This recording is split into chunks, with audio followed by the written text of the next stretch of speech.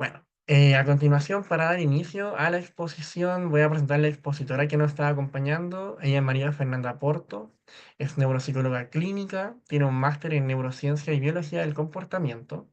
Actualmente está llevando a cabo su doctorado en neurociencia cognitiva, Brain Cognition and Behavior, en la Universidad de Barcelona. Se encuentra involucrada en la revisión de herramientas dirigidas a la evaluación de funciones ejecutivas. ¿Ya? Fue una presentación bastante cortita, tenemos un currículum mucho más extenso de ella, pero no queremos quitarle tiempo a su charla, ¿cierto? Así que le voy a dar el paso a María Fernanda y espero que tengan una excelente jornada el día de hoy.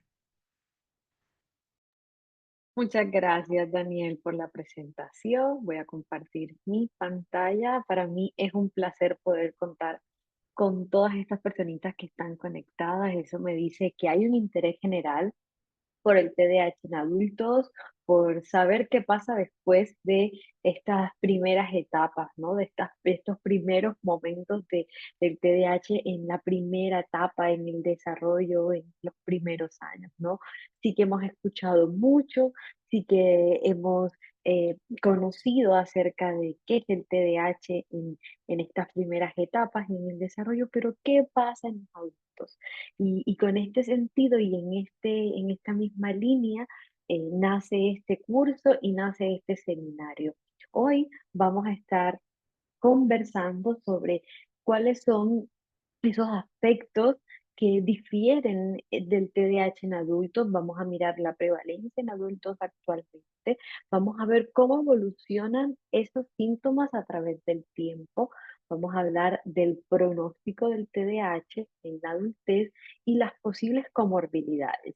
Y luego vamos a mirar cuáles son las evidencias actuales que encontramos sobre el TDAH en adultos. Así que para mí es un placer poder compartir. Espero que este seminario sea de mucho aprendizaje, que no simplemente sea en una vía, sino que también sea en doble vía. Así que si están comentando por el chat, si vayan escribiendo sus preguntas para el final, que aquí intentaremos resolver todo lo que podamos. Cuando hablamos del TDAH, sabemos que es uno de los trastornos del neurodesarrollo más frecuentes en la infancia y en la adolescencia. Y si ustedes piensan, al menos conocen un niño o una niña con el diagnóstico de TDAH. Usualmente el TDAH persiste hasta la adultez, no es un diagnóstico que se da simplemente en la infancia y que después desaparece mágicamente, sino que es un trastorno que sus síntomas permanecen a través del tiempo. Resulta que con los datos de prevalencia se han realizado diferentes investigaciones y sobre el 2015 se decía que a nivel mundial la prevalencia de niños y adolescentes era de 8 a 10% a nivel global. Es decir, que en un grupo de 10 niños, al menos uno podría tener TDAH.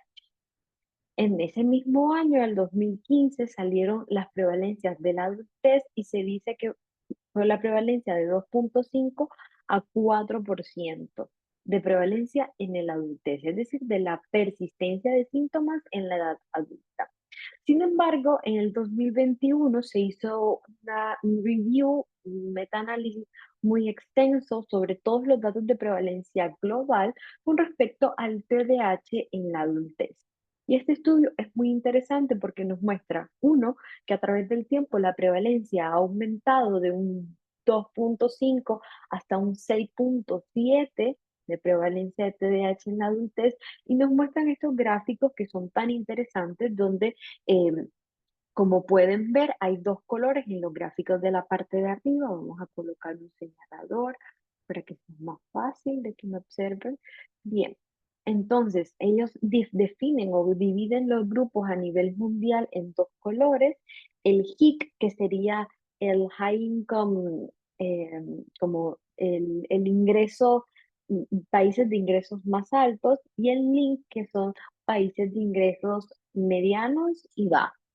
Cuando identificamos esto, podemos darnos cuenta que encontramos dos colores o pelotitas de dos colores en el gráfico y vamos viendo que a mano izquierda sobre este eje vamos a encontrar los datos de prevalencia y en el eje de abajo vamos a encontrar todos los datos de edad. Entonces, como podemos identificar, vemos que con respecto a partir de los 18 hasta los más de los 85 años, parece que la prevalencia va disminuyendo a través del tiempo. Y son estudios de acuerdo a los tamaños de los circulitos, son estudios que los más pequeños son unas muestras, unos tamaños muestrales de menor de 200, los medianos son entre 200 y 2000, y los circulitos más grandes son mayor a 2000. Entonces, a 2000 personas, ¿no? Una muestra mayor a 2000. Entonces, como pueden darse cuenta, hay una prevalencia muy alta, sí, sobre los 25, ¿vale? Si lo podemos ver así, sobre los 25 hay una prevalencia muy alta, tanto en muestras pequeñas, en muestras medianas, como en muestras grandes. Parece que esa prevalencia va disminuyendo, pero sí que hay, sobre todo, eh, en muestras entre 200 y 2000, parece que estos síntomas permanecen. Luego ellos hacen una comparación donde difieren entre los casos que están en azul, que son sintomáticos, es decir, personas con TDAH que sus síntomas permanecen a través del tiempo, y luego los casos de personas que persiste, pero los síntomas parece que no son tan evidentes o no son síntomas tan marcados. Entonces hacen una división y como se pueden dar cuenta, hay una disminución de prevalencia a través del tiempo, es decir, a través de los años parece que va disminuyendo, pero no desaparece. Lo mismo con la persistencia y no con el síntoma. ¿Qué llama la atención? Que después de 60 años se pueden dar cuenta que comparado con los 50 parece que aumenta. Sin embargo, esto es una crítica que quizás de pronto podríamos hacer a este paper, porque también podemos ver que a partir de los 60 comienza todas las enfermedades neurodegenerativas a aflorar.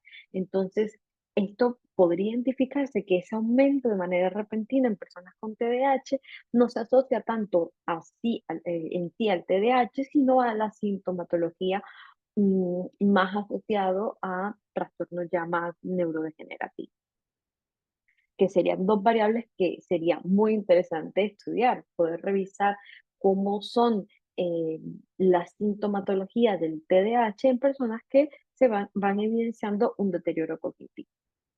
Sabemos hoy en día que el TDAH es un trastorno multietiológico. ¿Qué nos quiere decir esto?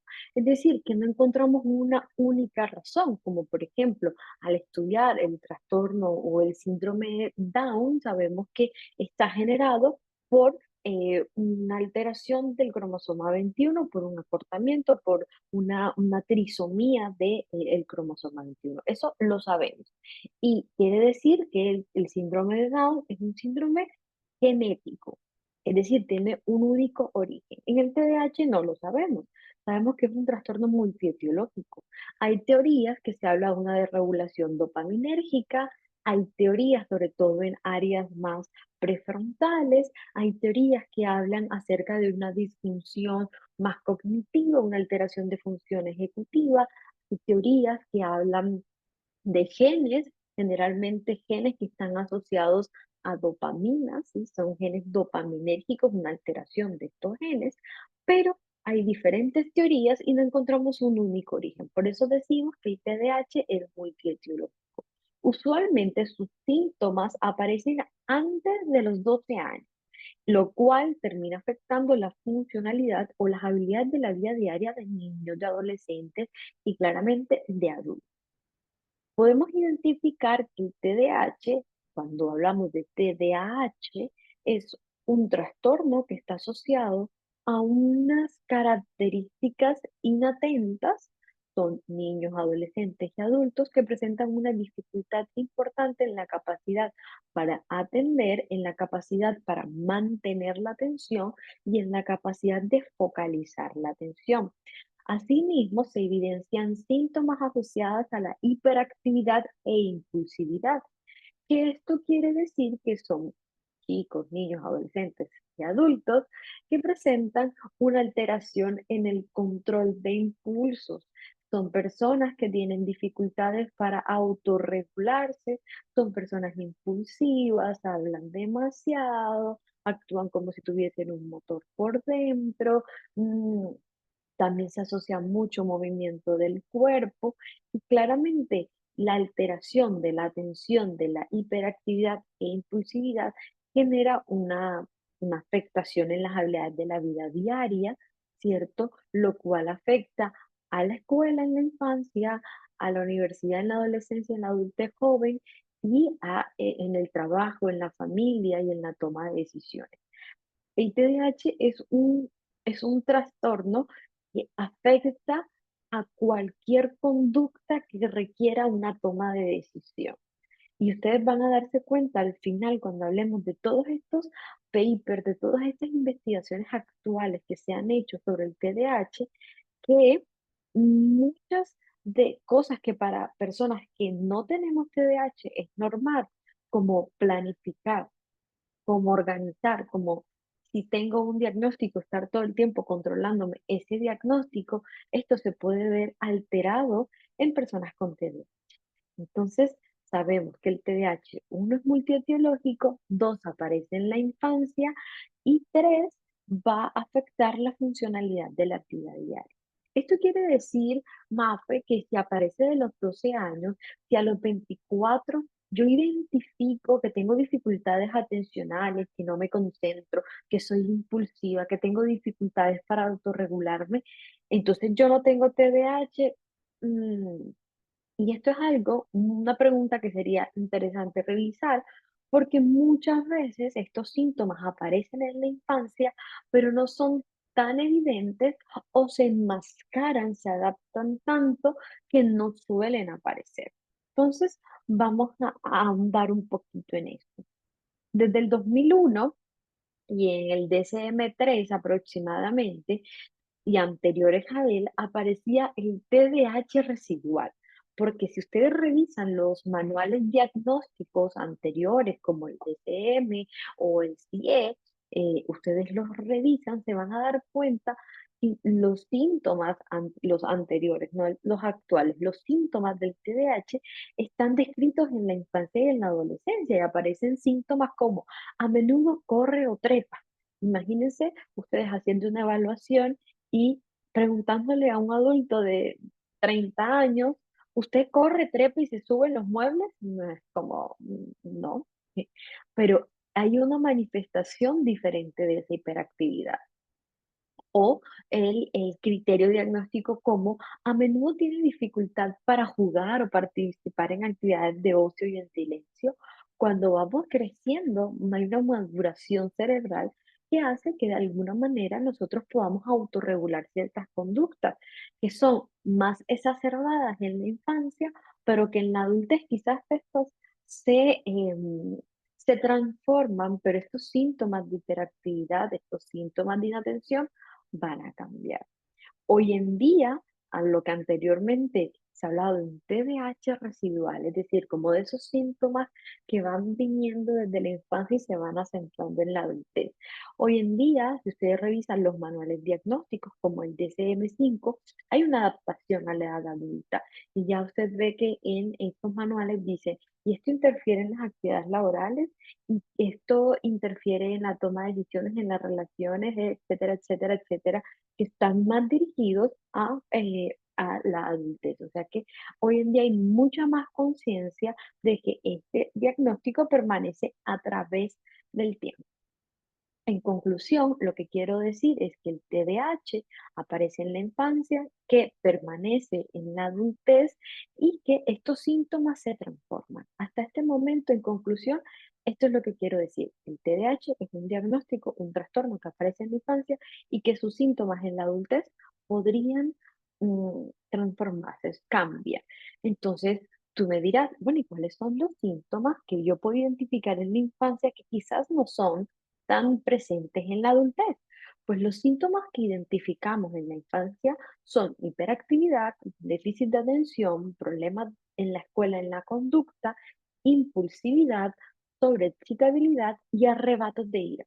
Son algunos de los criterios o algunos de los síntomas que podemos identificar en la infancia y en la adolescencia. Sin embargo, en la adultez podemos decir que la hiperactividad e impulsividad permanece y que los déficits de atención también permanecen. ¿Mm? Fíjense este estudio que sale este año, en el 2025, donde hacen un estudio de la prevalencia, la persistencia de los síntomas de TDAH y los factores asociados en la adultez. Y fíjense que este grupo de personas está diagnosticada con TDAH, pero cuando pasa el tiempo hay una reducción porque hay una evolución de los síntomas. Y ahora no solamente persiste el TDAH, sino que persisten trastornos conductuales, aparecen desórdenes de ansiedad, aparecen otros diagnósticos, hay algunos que no les aparece ningún otro diagnóstico, hay trastornos o desórdenes del estado del ánimo, hay diagnósticos asociados a de, trastornos del aprendizaje, un trastorno más intellectual disability, una dificultad, un trastorno en la parte intelectual, ¿cierto? Un trastorno del aprendizaje, no, un CIE bajo, podemos decir, coeficiente intelectual bajo y un trastorno por espectro del autismo, ¿no? Entonces, encontramos que estos síntomas evolucionan, que estos síntomas cambian y que ahora no solamente cambian los síntomas de TDAH, sino que sabemos que hay una comorbilidad, que hay unos trastornos que están allí, que comienzan a resonar y acompañar el TDAH. Entonces vemos estos trastornos conductuales, estos trastornos de ansiedad, muchos trastornos del estado del ánimo, como depresión, como trastorno bipolar o un coeficiente intelectual bajo o un trastorno del autismo. Esto del espectro del autismo. Entonces, estos dos, lo que son, ya me irá a salir, ahora no me sale ahora en inglés, pero el, me sale en inglés, ya. Me saldrá más tarde. Como vemos, quizás estos dos diagnósticos, cuando hay un coeficiente intelectual bajo, que hay una discapacidad intelectual, ¿cierto? Y el autismo, ambos son del desarrollo. Ustedes me dirán, pero ¿por qué si son del desarrollo? Sí, seguramente aparecieron desde la infancia y también vienen cargados. Es decir, que en la infancia se puede dar comorbilidad con otro diagnóstico, sí. Y si estos tres diagnósticos comórbidos que está teniendo se diagnostican en la infancia, lo más probable es que los acompañen hasta la adultez. Es decir, podemos tener un paciente con TDAH que en la infancia también se le diagnostique autismo y que incluso tenga una discapacidad intelectual. ¿Sí? O podemos encontrar un chico con TDAH que se le diagnostique más adelante una discapacidad intelectual y esto sea comórbido. Ahora, también podemos encontrar un TDAH en la infancia que se le diagnostique un coeficiente intelectual muy alto y va a tener habilidades extraordinarias y esto también va a acompañar durante toda la vida. Entonces son diagnósticos que se adquieren en la infancia y que van a transicionar durante toda la vida. ¿Qué se encontró o qué es uno de los aportes más importantes de esta investigación? Que es necesario que se sigan los pacientes con TDAH a través del tiempo. Usualmente, como hay una regulación, hay una maduración cerebral, parece como si se perdiera el seguimiento a los pacientes con TDAH. Es decir, como ya el chico ya se regula, ya entiende cuál es su diagnóstico, pero a los 12, 13 años ya comienza a autorregularse. ¿Qué pasa? Muchas veces la sobrecarga académica, la sobrecarga laboral comienza a afectar. No hay una capacidad para poner un límite, no sé cuándo decir qué no hago y qué hago, no sé organizarme y esto me genera ansiedad. Y si yo no sigo a este paciente a través del tiempo, va a llegar un punto en que va a tener una ansiedad severa o va a tener un trastorno del estado de ánimo severo. Entonces es muy importante que a través del tiempo sigamos teniendo o siguiendo estos casos con TDAH, ¿vale? Bien, ahora, ¿cuáles son? Y me gusta mucho la dirección que le da Wender desde Utah, de la Universidad de Utah, cómo van cambiando estos síntomas y ellos hablan de una descripción muy importante y si ustedes quieren ver de manera detallada esta descripción, tienen que entrar al curso para que lo vean. Pero vamos a identificar que hay todo un tema con la parte de la hiperactividad motora que también está presente en la adultez. Hay déficits atencionales, hay una labilidad afectiva, pueden tener un hot temper, pueden explotar en cualquier momento, pueden tener una sobrereactividad emocional. Y tú le dices, pero ¿por qué respondes así de esa manera a una situación tan puntual o tan pequeña? Porque el TDAH lo puede llegar a ser. Hay desorganización, hay impulsividad y hay muchas otras características asociadas que los veremos un poco más adelante. Es decir, que ya este chico a nivel motor ya no va a saltar, no va a trepar, pero sí quizás se va a levantar 5 veces del trabajo, del su puesto de trabajo, va a estar todo el tiempo moviendo las piernas, se va a desesperar frente a una actividad tan larga, por ejemplo, le invitan a un evento social, un matrimonio o una actividad donde debe estar sentado al menos 2 horas, se desespera, se molesta, se necesita levantar. A nivel atencional es una persona que tiene cortos tiempos atencionales, es una persona que le cuesta a nivel académico, le cuesta poder responder de una buena forma porque no puede concentrarse y resulta que en la universidad tiene 5 clases pegadas una detrás de otra sin descanso. A la primera clase ya perdió la atención y no presta atención el resto de las clases. Entonces, sí que permanecen estos síntomas. Hay alteración afectiva, pueden tener cambios explosivos. El tema de la impulsividad y de la autorregulación, yo creo que en mis pacientes con TDAH adultos que hoy en día tengo, es una de las cosas que más identifico, porque quizás una persona adulta con TDAH hoy sufre, y lo hablábamos ayer con una paciente, sufre con el tema de la conducta alimentaria. Entonces, no puede regular el consumo de tales de gomitas. Si compras 20 gomitas, te comerás 20 gomitas. No hay un corte, no hay una pausa si vale 5 y guardo el resto, ¿no? Entonces, ¿cómo esto lo podemos trabajar para que esto pueda tener una adaptación y no puede generar unas patologías asociadas, ¿vale? Vea. Va. Ahora, hay otro grupo, esto para lo que hemos hablado hasta aquí, pacientes que han sido seguidos, que tienen su terapia constante, que son conscientes de sus dificultades, pacientes que todo el tiempo están buscando ayuda.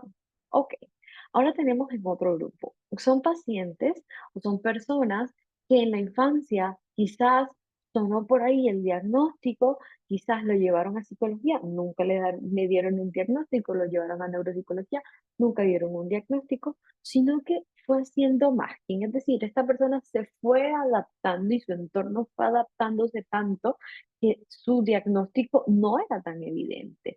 Entonces, esto generalmente el origen de una persona que hace masking es una persona que no ha tenido un buen proceso diagnóstico, usualmente puede verse más, puede ser más presente en mujeres, ya que a nivel social hay unas normas muy claras para mujeres de sentarse, de no levantarse, de no correr, de no trepar, y muchas veces esto se mantiene, pero llega un punto donde el nivel académico comienza a exigir y lo que hace el papá, en vez de revisar por qué no puede rendir a nivel académico, lo cambia a un colegio con menor exigencia académica y la chica va muy bien. Llega a la universidad, no escoge una carrera tan técnica, sino que escoge un tipo de arte, la chica se adapta y no tiene dificultades, no son muy evidentes y hay un cambio. Entonces, esta chica permaneció a través del tiempo oculta, no se ha notado mucho estas dificultades que tiene. ¿Qué pasa? Usualmente esto en padres muy autoritarios, que tienen normas muy claras, que tienen normas muy restringidas, pues tampoco puede aflorar estos síntomas. A nivel social es una persona que no entiende qué pasa, sobrepiensa todas sus conductas, dice, y si yo hago esto, van a creer que yo no presto atención, es que debo estar obsesivamente prestando atención a todo lo que dicen y apuntando todo lo que dicen porque lo puedo olvidar. Entonces comienza a adaptarse para poder ser aceptada. Tiene hiperactividad, tiene impulsividad, tiene inatención, pero lo oculta. Lo oculta en un orden excesivo, lo oculta quizás en una lista súper larga de actividades que tiene que hacer, lo oculta quizás en pasar muchas horas trabajando para poder cumplir con todas las actividades que hace porque no puede poner un pare. Mm, y lo oculta quizás procrastina, se abruma demasiado con muchas tareas o comienza a copiar conductas que hacen otras personas.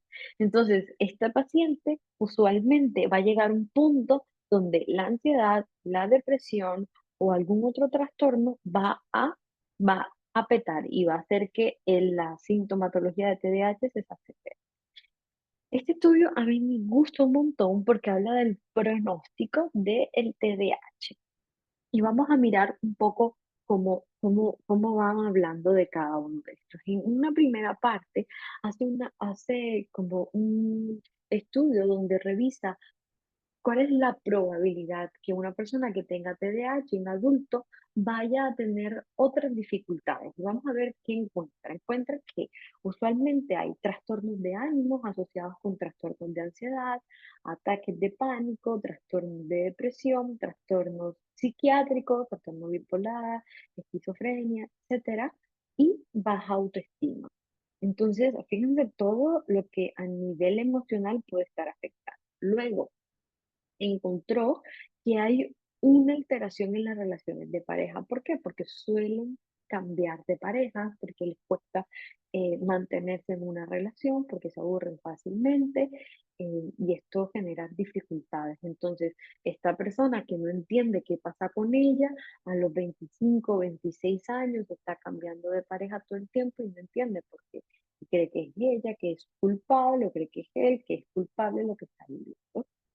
A nivel de sueño hay una alteración. Generalmente hay una comorbilidad muy alta entre TDAH y sueño. ¿Por qué? Porque no hay una conducta planificada del sueño. No hay pautas de higiene de sueño correctas y se acuestan tarde, no hacen como una rutina porque les cuesta seguir una rutina.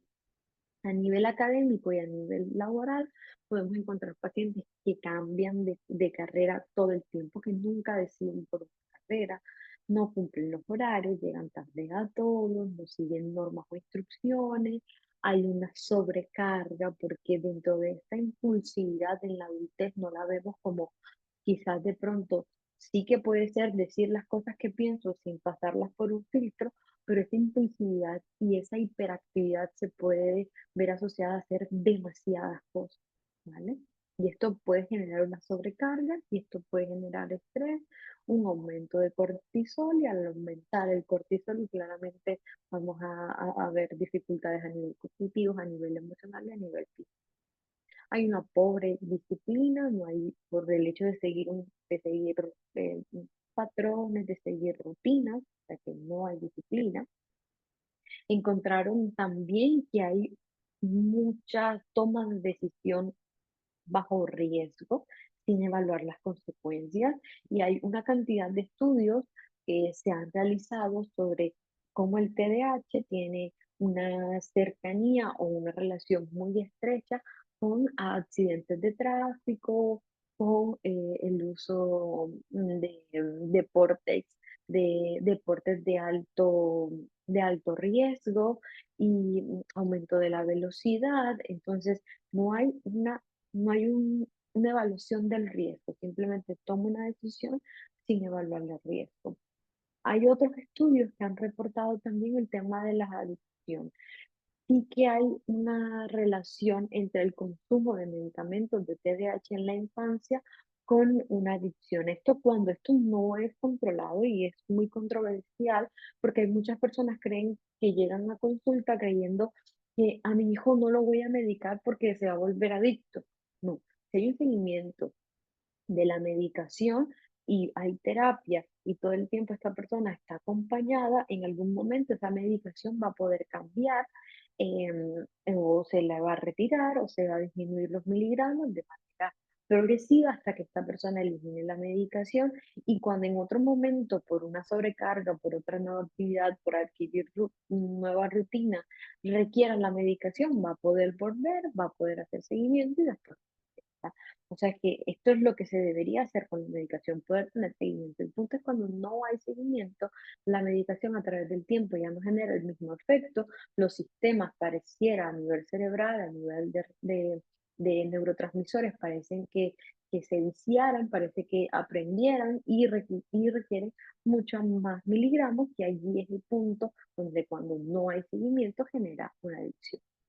Y esto acompañado al tema de control de impulso. Si no controla impulso, si no evalúa el riesgo, si no toma una decisión basada en una consecuencia, evaluando un poco cuál va a ser la consecuencia, pueden tener adicciones a sustancias, a compras, a consumo de comidas, entre otras, a pornografía, bueno, cualquier otra adicción a aparatos tecnológicos, adicción a juegos, etc. A nivel cognitivo, identificamos que estas personas con TDAH van a tener dificultades en la memoria. ¿Por qué en la memoria? Porque la memoria, antes que se dé el proceso de aprendizaje de memoria, requerimos atención. Si yo no tengo un buen proceso atencional, generalmente no voy a poder consolidar la memoria. Así que en medio encontramos la memoria de trabajo, working memory, y se ha estudiado que esta está en déficit en pacientes con TDAH. O sea que hay una conexión entre atención y memoria, por lo cual es muy importante poder hacer rehabilitación en la primera infancia, sobre todo de todos estos procesos cognitivos para poder estimularlos, y en la adultez poder tener estrategias para regular la forma en cómo se aprende, cómo se organiza, cómo se presta atención, qué debo hacer para que me pueda adaptar a cómo funciona mi cerebro. Hay dificultades en la organización, también hay dificultades en la concentración. Y vemos que quizás con un paciente pasas 3 sesiones haciendo un cronograma que le cuesta seguir, que le cuesta poder manejar, y hemos cambiado de físico, tecnológico, alarmas, etcétera, hasta que encuentren alguna forma puntual que les pueda ayudar a organizarse y a poder seguir el planning que tengan. Cuando hablamos de toma de decisiones, vuelvo y comento sobre la toma de decisiones, que muchas veces puede ser riesgosa y eso puede afectar a la toma de decisiones en finanzas, es decir, comprar compulsivamente sin evaluar qué es lo que debo pagar antes, el gastar dinero sin darme cuenta, o comenzar un negocio sin poder evaluar todo el riesgo y saber si realmente puedo cumplir con la expectativa. Y esto también, ahora que digo expectativa, también recuerdo muchos pacientes con TDAH que tienen una expectativa muy alta sobre el rendimiento en algo, y luego no son conscientes de todas las habilidades para poder llegar a esa expectativa. Hay mucha impulsividad, todo el déficit a nivel de función ejecutiva, les cuesta poner límites y tienen dificultad para pensar con claridad. Miren que estos son los diferentes análisis que se hicieron y vieron cómo de alguna manera aquí permanecen los síntomas de ansiedad. Aquí sí hay un acompañado un desorden del desarrollo también.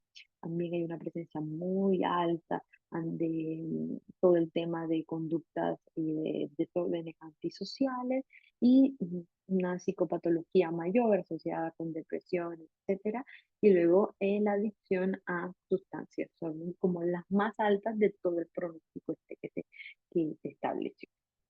Bien, ahora veamos qué hay en la actualidad, es decir, qué podemos encontrar en la actualidad y cómo podemos identificar, ¿cierto? ¿Qué reportes se han hecho actualmente en población con TDAH? Veamos. Este primer estudio es del 2002 y habla de la prevalencia, y no encontré un estudio igual, El que está al lado sí que es más nuevo que el 2024, pero no encontré un estudio actual de este anterior que les comento, que es la prevalencia del déficit de atención en pacientes con tratamientos para obesidad. Estudio bueno, es súper interesante, la verdad, porque ellos ponen a prueba una población con obesidad y encuentran que hay, en una población hay síntomas de TDAH y dentro de esa misma población hay otros que no tienen TDAH. Y comienzan a hacer un tratamiento y se dan cuenta que las personas sin TDAH pueden bajar de peso más fácilmente que sin, que las personas con TDAH. Entonces, claramente se tiene que redireccionar esta terapia, se tienen que hacer terapias específicas para esta población teniendo en cuenta su diagnóstico de base.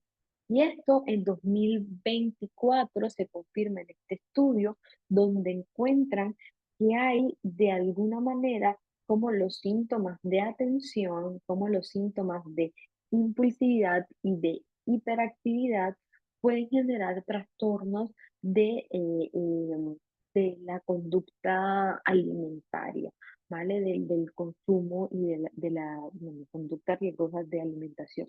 Y podemos encontrar, yo he tenido pacientes asociados a bulimia, a anorexia, que han tenido alguno de estos diagnósticos u obesidad asociados a un TDAH de base. Entonces, de alguna manera vemos cómo todo el tema de la desregulación de la corteza prefrontal hace que estas conductas sean mucho más difícil trabajarlas. No es que una persona no quiera trabajar, no es que una persona, yo se lo digo a los papás todo el tiempo, no es que esos adolescentes no quieran poner de él, de su parte, sino que hay una alteración importante a nivel cerebral que impide que esta conducta se dé dentro de los rangos esperados.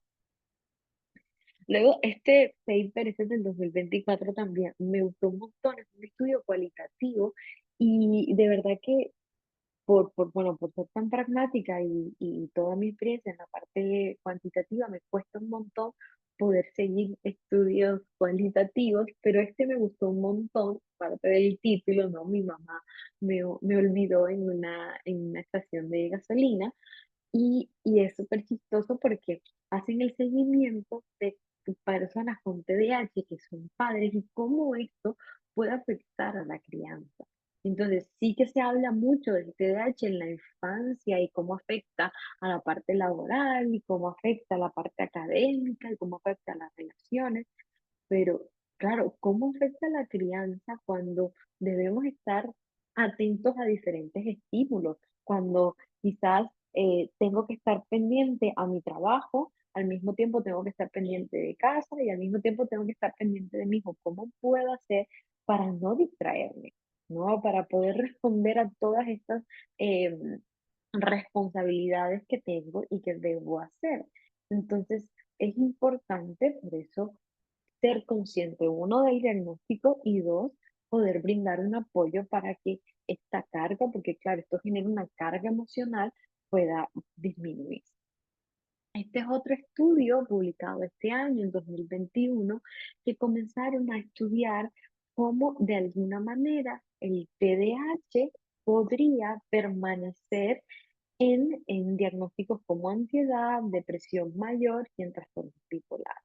Entonces sí que encontraron que hay un riesgo mayor que las personas con TDAH puedan tener este otro tipo de diagnósticos en la adultez.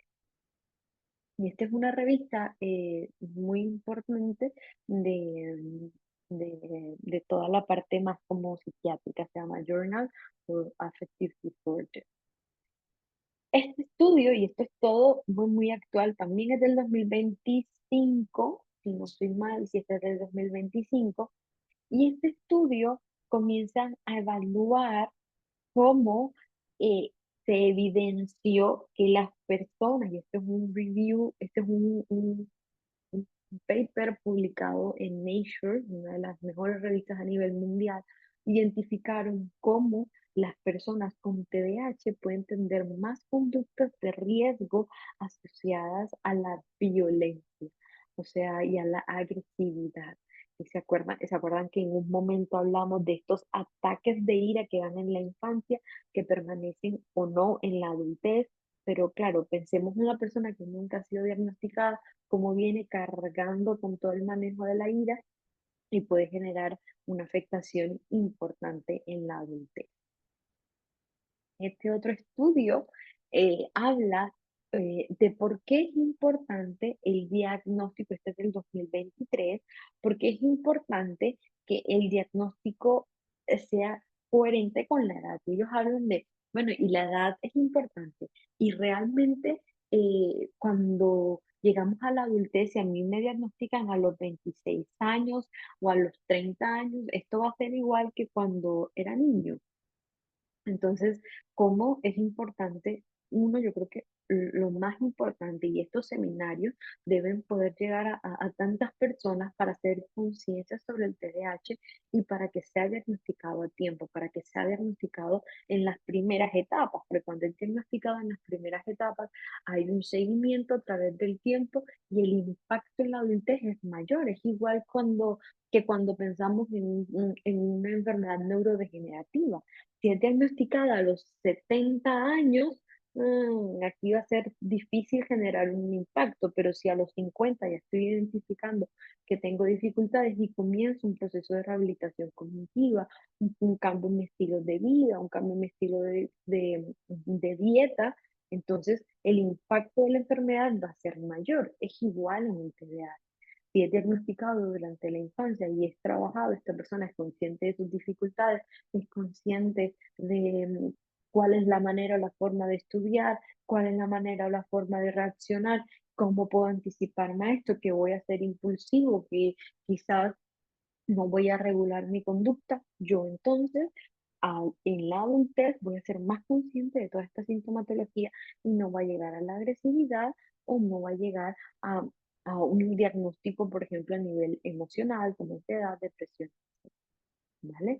Entonces, sí que los síntomas o los perfiles clínicos van a ser similares tanto en la infancia como en la adultez, pero sí que lo importante es que el TDAH, si existe, si hay una sintomatología de TDAH, se diagnostique lo más pronto posible.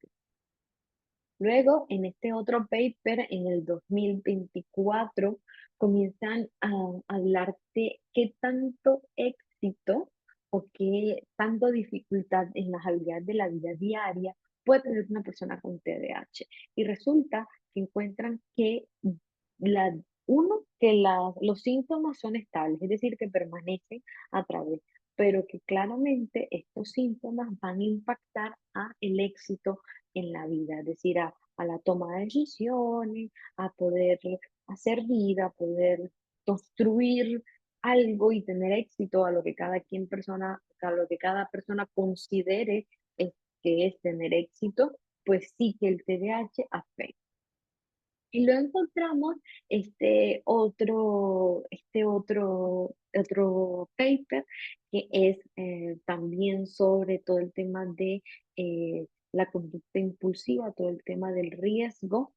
Y hay uno que creo que no sé si está, a ver, ¿o es este? No, este creo que no es, pero hay otro paper del 2025 que salió recientemente y encontraron que personas con TDAH hacían un peor manejo, personas con TDAH y con diabetes hacían un peor manejo del control de su glucosa que personas sin TDAH. Entonces, esto quiere decir que el TDAH va a impactar a cualquier cosa, al diagnóstico, a la academia, a lo laboral, a las relaciones, al éxito de la vida, va a impactar a todo.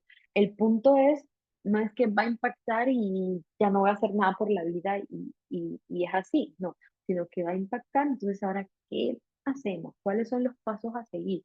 ¿Cómo debo anticiparme a estas dificultades? ¿Qué puedo hacer para trabajar todas estas dificultades que estoy teniendo? Si no controlo el tema del consumo de alimentos, ¿qué puedo hacer yo para, para poder trabajarlo? Entonces, el primer paso es la toma de la conciencia de que este DH, cómo puede afectar en mi vida diaria, porque literal va a afectar desde el consumo de alguna sustancia, el consumo de alimentos, hasta la calidad de vida, lo académico, lo laboral, el parenting, la crianza, etcétera. Entonces, ¿qué mensajes quiero que hoy se lleven a casa? Para mí, ¿qué es lo más importante que hoy ustedes se lleven a casa? Y si dicen, hoy fui a un seminario de TDAH, ¿qué aprendiste? Esto es lo que yo quiero que hoy se lleven. Uno, el diagnóstico del TDAH temprano es lo ideal, es lo utópico y es lo que, en lo que deberíamos trabajar. Poder diagnosticar lo más pronto el TDAH va a hacer que tengamos una intervención temprana y va a hacer que podamos trabajar en esa toma de conciencia de las dificultades para anticiparme a todas estas conductas que pueden ser problemas, como que pueden generar una dificultad en la vida diaria. Luego, es importante que se forme a toda la población de atención de salud mental en la evaluación y el diagnóstico de TDAH. Es decir, si un chico llega a un médico general, a un médico de familia para que se le haga, para que se le pregunten, no sé, para hacer una revisión general, es importante que exista una conciencia de cuáles son los síntomas para que se haga una remisión a tiempo, ¿vale? Otro punto es que no podemos olvidarnos, cuando un chico tiene TDAH, olvidarnos de ellos. Si ya fue a terapia cognitiva, si ya fue a terapia conductual, si ya fue diagnosticado, entonces nos olvidamos de alguna manera de este chico y ya no lo seguimos a través del tiempo. Y esto no debe ser así. Debemos estar siguiendo a nuestros jóvenes y nuestros adultos con TDAH en psicología, en neuropsicología, en psiquiatría, si así se requiere. Es importante que evaluemos los estados de salud mental todo el tiempo, que podamos revisar cómo de alguna manera esta sintomatología va a impactar en su salud mental, cómo va a impactar en síntomas de ansiedad, que tanto puede impactar en depresión. Entonces es importante que todo el tiempo ese seguimiento no simplemente sea en sí del TDAH, sino que también podamos evaluar estos estados de salud mental. Más. Otro punto que a veces olvidamos es el tema de la impulsividad y de la autorregulación, ¿no? Entonces, no solamente es enfocarnos en la atención y en la hiperactividad, no, sino que esta impulsividad, esta toma de decisión, esta capacidad para regularme a nivel emocional, a nivel conductual, a nivel de mis pensamientos, también es importante que se siga y también es importante que se evalúe. Hay que psicoeducar a toda la población, a padres, a colegios, a población de atención de salud mental, a la población en general. Porque claro, ahora luego también encontramos del otro lado un montón de personas que no saben y no conocen del TDAH diciendo, ay, si tienes TDAH, entonces tú acumulas. No, todas las personas con TDAH acumulan. Es que si tú tienes TDAH, entonces tú vas a tener me invento cualquier cosa, que salen un montón de videos en redes sociales, no, una persona con TDAH, una persona levantándose tarde, una persona desordenada, no todas las personas con TDAH son así. Entonces es importante que filtremos qué cosas vemos y que sí coeduquemos con profesionales de la salud con experiencia en TDAH. Otro punto importante es el tratamiento. No podemos simplemente quedarnos con un diagnóstico y esto pasa mucho, que una persona llega a consulta, se le hace su evaluación neuropsicológica, se le hace su diagnóstico, se hace la remisión a psiquiatría, a pediatría, a neuropediatría o a neurología, de acuerdo a su edad, y le dan el diagnóstico de TDAH y la persona se queda allí y no hace ningún tratamiento para su niño adolescente o el mismo adulto. Y es muy importante que se haga tratamiento no simplemente desde la sintomatología, sino de cómo las habilidades, porque imagínense que un TDAH no puede escoger carrera y cambiar 10 veces de carrera, pues si este TDAH, este chico con TDAH, este adolescente con TDAH, este joven adulto con TDAH, hace un seguimiento con psicología, hace una buena orientación vocacional y puede escoger una carrera que le guste y trabajar en ella y poder hacer el seguimiento y que estos síntomas de impulsividad disminuyan. Entonces, el tratamiento es fundamental. Y luego la atención interdisciplinaria, que no es simplemente psicología, neuropsicología, sino que quizás un caso necesite terapia ocupacional para integración sensorial, otro caso requiera psiquiatría porque los síntomas de inatención son tan exacerbados que hay que regularlos con medicación. Incluso alguna persona con TDAH puede tener una dificultad en el habla, en el speech o una dificultad en el lenguaje. Entonces es importante que vaya a logopedia o a fonoaudiología. En conclusión, la atención interdisciplinaria y que no todos los casos son iguales, sino que cada caso tiene sus particularidades, tiene sus propias comorbilidades y tiene sus propias formas de poder como direccionar hacia dónde. Entonces, hasta aquí mi seminario. La idea era que el seminario fuese muy amigable, que todos pudiesen acceder a esta información que esté dando. Por aquí les dejo cómo contactarme. Me pueden mirar por Instagram en @neuroporto. Aquí les dejo mis correos como dirección científica @neuroporto y mfporto@v.edu. ¿Vale? Y ahí mi página web también en www.neuroporto.com. Así que ahí me pueden contactar si tienen alguna duda, alguna pregunta o si me quieren comentar algo de manera más personalizada. Así que dejo de compartir ahora y vamos a la parte de preguntas. Así que, bueno, Dani, hay muchos mensajes, 87 mensajes en el chat, así que bueno, vamos a ver qué hay por allí y qué podemos responder. Súper, acá estoy. Antes de darle la palabra a las personas que levanten la manito, me meto a agradecerte por la charla y, como les comenté al inicio, como tuvimos apenas un minutito compartida la imagen del curso que está relacionado a este seminario, mientras respondemos las preguntas, yo les voy a tener compartida esta imagen, cosa de que si quieren escanearla mientras tanto, ¿cierto? Quieren averiguar un poquito más del curso, pueden hacerlo, ¿ya? Así que, denme un segundito. La primera persona tengo acá que es Claudia. Ya, entonces le voy a solicitar que pueda abrir el micrófono. Hola Claudia. Hola, primero que nada agradecer el seminario, muy interesante. Yo tengo dos consultitas sobre estudios de la relación que hay de TDAH con el TLP.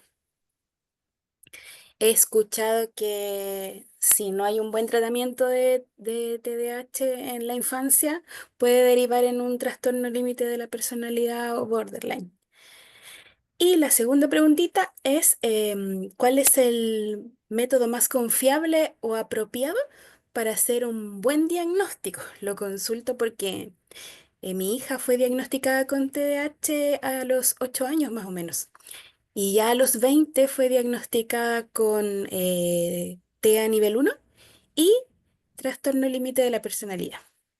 Entonces yo he estudiado mucho sobre el tema, he leído mucho, hice el curso de Family Connection, he estado tratando de buscar todas las formas posibles para entender y para llegar a un diagnóstico certero. Eh, y yo veo que se cruzan muchos síntomas entre los tres. Entonces, ¿cuál es el método más confiable para determinar realmente cuál es el diagnóstico o cuál es la base que está ocasionando todas las dificultades? Eso y muchas gracias, María Fernanda. Bueno, a ti, Claudia, por preguntar y por tu confianza y por poder también contar parte de tu historia. Entonces, con la primera pregunta, así como vimos, el TDAH tiene una comorbilidad con muchos diagnósticos y dentro de estos diagnósticos comórbidos podemos encontrar todo el grupo de diagnósticos psiquiátricos como es el trastorno límite de la personalidad, por un lado.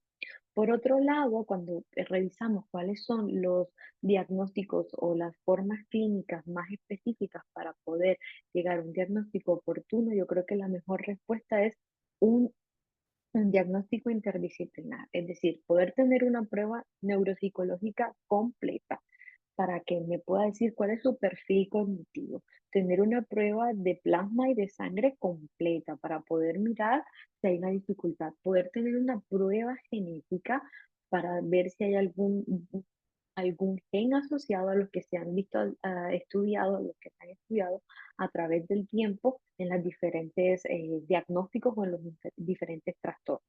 y por el otro lado alguna resonancia magnética o una tomografía por emisión de positrones que me permite mirar cómo está ese cerebro en ese momento. Entonces, con todo esto, yo podré tener una visión más global y una big picture de cada uno de los casos.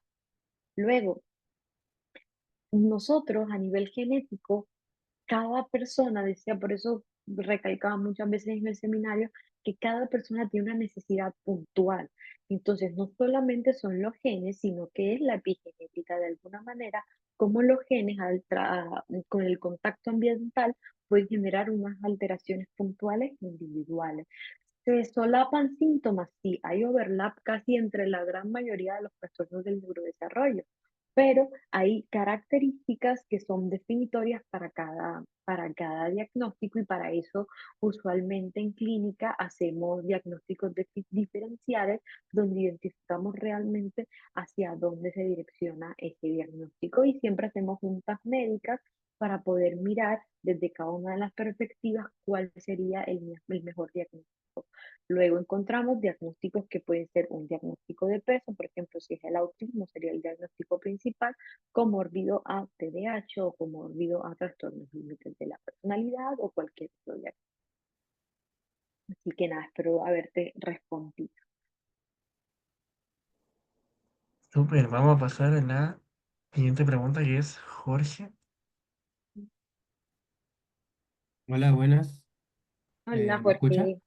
Ya, Sí, al igual que la persona anterior, bueno, darle las gracias por la presentación. Como decía, la encontré igual súper livianita, así que agradecido por eso. Y la pregunta que le quería hacer era relacionada con las estrategias de intervención, porque como decía usted, la farmacología igual se puede aplicar, así como también hay pacientes escépticos, también hay gente que como que no la quiere utilizar. Entonces, bajo su experiencia, le quería preguntar cuáles son como las estrategias de intervención más efectivas para adultos con TDAH que no responden bien a la medicación o que no prefieren el enfoque farmacológico. yo diría Eso. que estudiaría, Jorge, cada uno, bueno, qué terapeuta sería más adecuado para ese paciente, estudiaría el perfil del paciente para ver cuál es su necesidad y también cuál es su fortaleza, porque te hago un ejemplo, tenemos un paciente con TDAH que tiene una comorbilidad con una dificultad de aprendizaje o que tiene un coeficiente intelectual bajito, que tiene una discapacidad intelectual, quizás un- una terapia cognitivo-conductual que está enfocada en el pensamiento, que tiene que todo el tiempo sobrepensar sobre Claro, qué está haciendo, debatir sus pensamientos, no va a funcionar para una discapacidad intelectual. Entonces, ¿cuál es la terapia que más le va a fortalecer de acuerdo a su necesidad?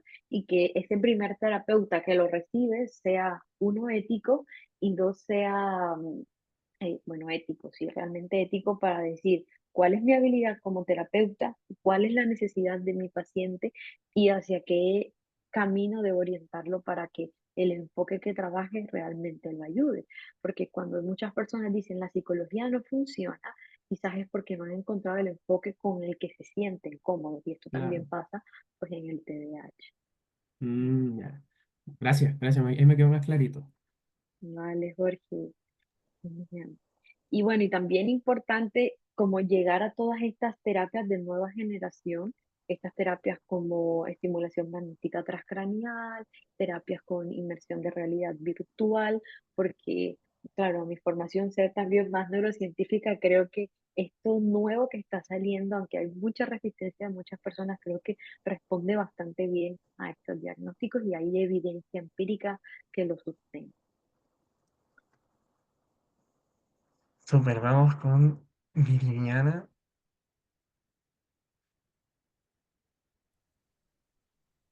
Hola, ¿qué tal?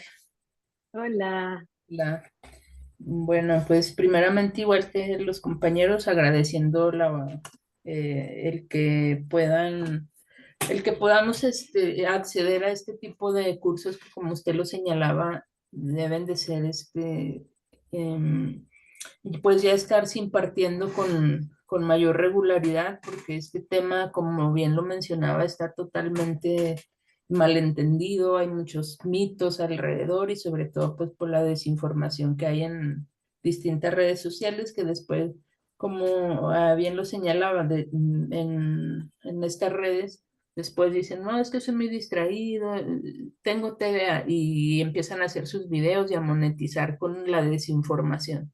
Cuando lo vemos ahí y decimos, bueno, no saben ni lo que realmente conlleva el TDA. En mi caso soy una estudiante de psicología, estoy en el último grado y bueno, este tema me ha llamado bastante la atención por, como bien lo mencionaba, esa comorbilidad que tiene con otros trastornos como el TEA, con características así que hay incluso de depresión mayor, de todo esto. Pero hay una parte que más me ha llamado la atención y es de la que le quiero preguntar. Si bien este seminario está enfocado en el adulto, que me parece importante y lo agradezco así porque lo que más encuentras es muy enfocado a los niños, al tema de la escuela y todo esto, y pues en el adulto también hay que saber cómo se desenvuelven en todas estas áreas laborales, de relaciones familiares, afectivas, etcétera. Pero hay una parte que creo que también poco se ha hablado y hay también como un poco de malinformación. Yo he preguntado en algún otro curso y me han dicho, no, eso no es posible, pero yo sigo consciente de que sí. Le quiero preguntar sobre la relación que existe entre el TDA y la ensoñación desadaptativa, porque luego la mayoría de estos pacientes con los que hemos en algún punto trabajado y al estar narrando todo sobre su propia sintomatología, incluso hasta les da un poco de pena señalar que eh, tienen esta situación, ¿no? Que fantasían, hay fantasías excesivas en su cabeza que luego en las cuales se pierden. Sin embargo, la diferencia con huir de la realidad y ya pasarte a lo mejor a una situación, un trastorno donde, pues si ya no, si presente eso de perderse en la realidad, la diferencia es que aquí es controlado, ¿sabes? Es como, sí, estoy fantaseando en esto, ya lo sabe, está en soñación, pero saben dónde pararla. Pero también mencionan que en ocasiones es complicado y prefieren incluso no salir, no, porque ya está interfiriendo esa ensoñación donde se la pasan mejor, y están cortando como otra serie de actividades.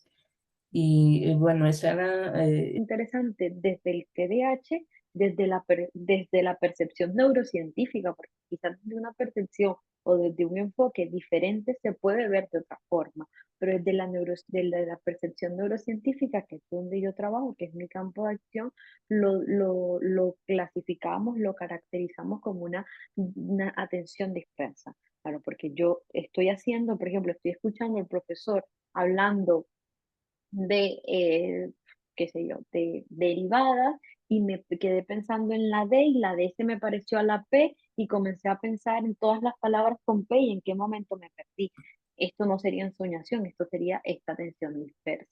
Entonces, dependiendo al enfoque, lo podría malinterpretar de otra forma, pero yo te puedo responder así.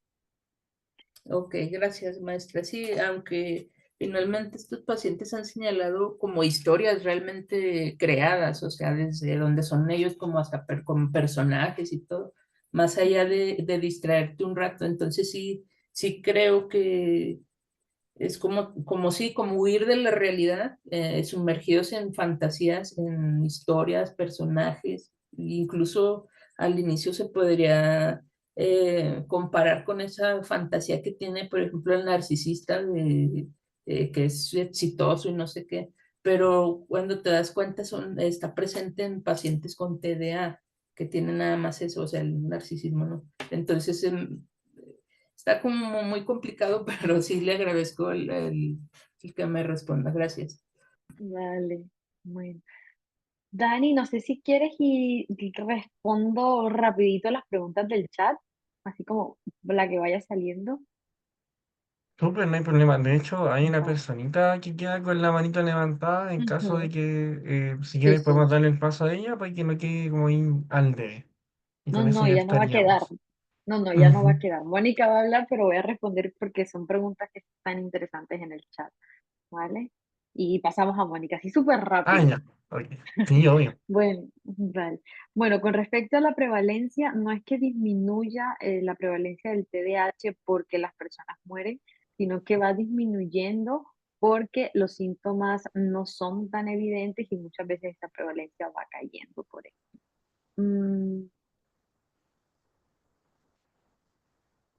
Mm, ahí hablan del todo el tema del masking.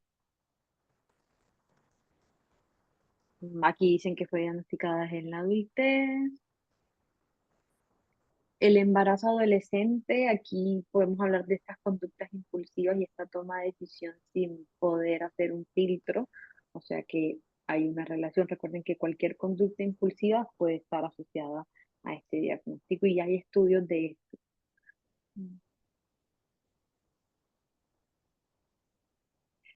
El tratamiento, bueno, Janet nos pregunta que si es efectivo el diagnóstico en adultos, y si es efectivo, y si el tratamiento es efectivo, pues el tratamiento se debe adaptar a la edad. Cualquier tipo de tratamiento se debe adaptar a la edad y a las condiciones.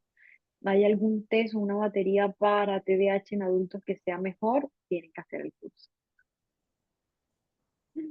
Vale. Bueno, te escuchamos, Mónica. Ok, bueno, igual muchas gracias por el seminario. Fue una plática como muy ligerita, muy entendible. Y mi pregunta va más sobre la comorbilidad. O sea, ¿cómo se maneja la comorbilidad en torno a que si yo tengo un paciente que fue diagnosticado con TDA principalmente, pero también como en todas las pruebas y así, tiene como evidencia de autismo? ¿Hasta qué punto sus conductas puedo yo decir de que, es por el TDA, es por el autismo? O sea, ¿cómo se maneja eso? Vale. Bueno, siempre hay un diagnóstico que pesa más que otro. ¿Sí? Usualmente dentro del trastorno del espectro del autismo vamos a encontrar dificultad para mantener la atención, sí, porque quizás no está relacionado con sus intereses. Entonces, no es propiamente que tengo una dificultad para concentrarme, sino que si no me interesa, no me concentro, pero las cosas que me interesan me concentro demasiado y tengo un hiperfoco ahí. Entonces, siempre primero evaluar cuál es el diagnóstico de base, sea TEA o sea TDAH. Usualmente suele ser más TEA el diagnóstico que pesa más sobre el TDAH. Mm, y luego, si un síntoma responde a un diagnóstico o a otro diagnóstico, en terapia esto quizás no es tan relevante. En terapia lo relevante es el síntoma, es decir, si se distrae, a mí me da un poco igual que sea del TDAH o que sea del autismo. A mí lo que me interesa es que podamos disminuir esas dificultades atencionales y que este paciente pueda mejorar. Si es un chico con autismo, que es lo que más pesa, pues establecería una terapia de atención basada en intereses y enfocada en sus necesidades. Si es un TDAH de base y es lo más fuerte, entonces trabajaría una intervención direccionada a trabajar sus tiempos de reacción y tener estrategias psicoeducativas para que pueda mantener su atención.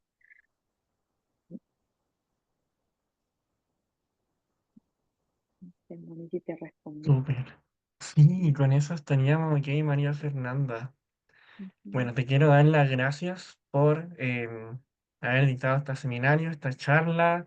Bueno, en este día, a los que estamos en Chile temprano, para los que están en México, mucho más temprano. Así que muchas gracias también a todos y a todas por haber participado en esta jornada. Y bueno, ahora te dejo en libertad de acción, María Fernanda, para que puedas ir a descansar. Ojalá yo me voy a quedar con las personitas para hacer el sorteo. Vale, bueno, que vaya muy bien. Muchas gracias a todos. Un abrazo. Bye bye. Adiós. Chao, que descanses. Gracias.